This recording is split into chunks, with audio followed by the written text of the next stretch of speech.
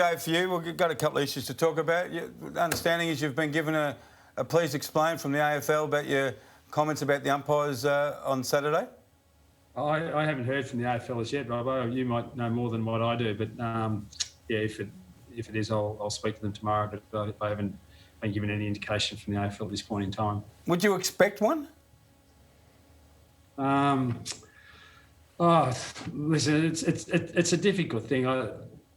If you're listening to my whole press conference, it was pretty measured and composed. And I spoke about swings and roundabouts in terms of free kicks that come and go your way, or otherwise. That's the game. I didn't think I was in any way being disrespectful to either the umpires nor Tom Papley in that respect. You know, if anything, I would choose my words differently more than anything. You know, because we had to get on a plane to Perth. You know, we've lost a close game. We're under the pump a little bit. Not a little bit, a lot. We had a press conference 10 minutes after the game, and the disappointment of our players. We tried hard without getting the result, and there's lots of things about game that aren't working very well at the present time. But I couldn't question the endeavour of our guys and how hard they tried, and in the perhaps the disappointment of a key moment in the game. You know, spoke about Tom milking a free kick. I should have used different terminology, really, because you know every player has done that in the game. That was the only way I could actually win a free kick when I played. Yeah, choose my words a bit more wisely in the future. But just got caught up just how quickly it was after the game, and it was a key moment of the game. It was a moment just before half time, and you know it. And you know we have addressed it with our players. It was a free. Technically, it's a free kick, but it's something that we got to try to avoid getting ourselves implicated in. Do you think it's possible, Alistair, that the AFL might not have been too happy with your comments a couple of weeks ago about the games being dreadful and et cetera, a high-profile, 4-time premiership coach? Your opinion carries a lot of weight. Then you make comments about the umpires of this weekend. Do you think the AFL might be coming your way with a penalty or a fine to say, hey, mate, you're a great coach, but just chill out with your criticism of the game and the umpiring? Well, I'm quite happy never to do any media, Robbo, you know that. So I'm happy not to have an opinion at all. We're asked for opinion. People want our opinion. It creates critique and discussion about the game. My opinion's not always right. I had an opinion after 2016 final series where we laid over 100 tackles in a final against the Western Bulldogs, and there was 3 holding the ball, 100 and something tackles. If my opinion was really, really strong, it would have been listened to then. I think there's a lot of people in the game that are questioning the flow of the ball and the scoring rates and that sort of stuff. And I don't know. I'm more inclined now, given the furor and every article that gets written now is about anything to do with umpires. That rule's just been adjusted to because of Clarkson or whatever. It's just like at the end of the day, you make comment on what you're seeing and what you think is going to be a benefit to the game from the lens that you look at it through. At the end of the day, the AFL have, in their wisdom, have got the power and the decision-making tools to do what they think is best for the game, and they would be very, very foolish just to listen to any person in the game, irrespective of their standing in the game. And I think they always have used these things as a committee to discuss, and have usually brought in lots of key stakeholders across the game because there was such an immediate response to this one. I'd imagine that was something that they've been thinking about for some time.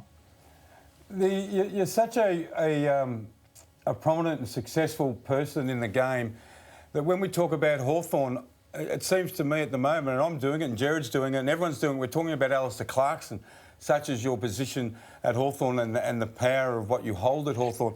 What does it feel, Alistair, when everyone's talking about you playing old people, the style of football you're playing, You talking about the dreadful game. Wayne Carey, for example, saying you're a hypocrite, talking about Papley when you defend your players so much. Are you big enough and ugly enough to take all these criticisms with yourself, or are you thinking yourself, hey boys, just chill out a bit here? Been around a long time and got plenty of wax over the years. So, listen, we've had our time in the sun, and we're trying to work out how we can have our time in the sun again. And that's particularly tough at the present time. We're finding this period particularly tough. We came on the road to Sydney and now to Perth. We left Melbourne 3-1, and we now find ourselves 3-5, and playing really, really ordinary footy.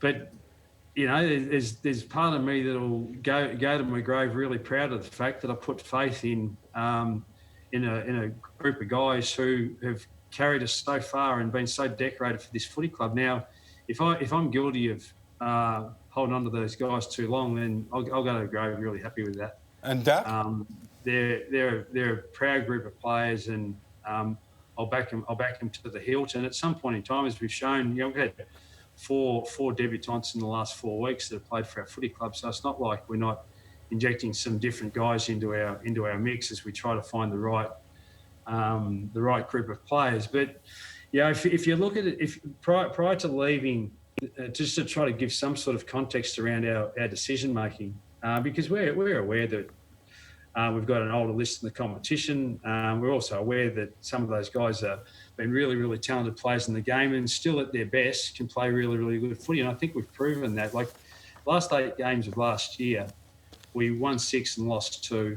In those 6 games, we beat GWS, Collingwood, Geelong, and West Coast, which are 4 really, really good sides. And then the first 3 games of this year, we beat Brisbane and we beat Richmond. So of the top 6 place getters at the end of the home and away last year, we'd beaten them all in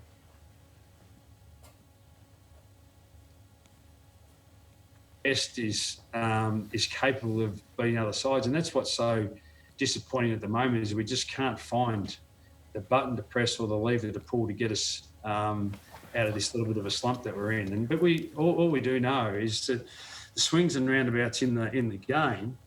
It's our turn to be going through a tough patch at the current time. But it was only West Coast Eagles 4 weeks ago that was so they were too old, too slow.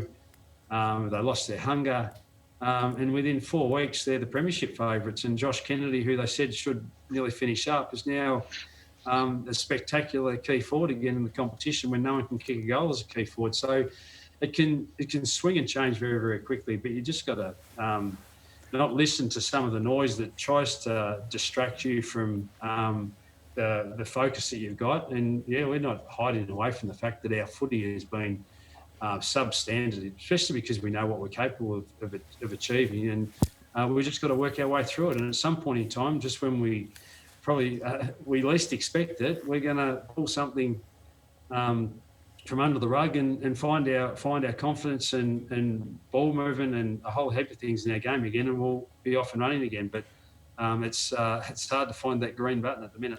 We'll pick this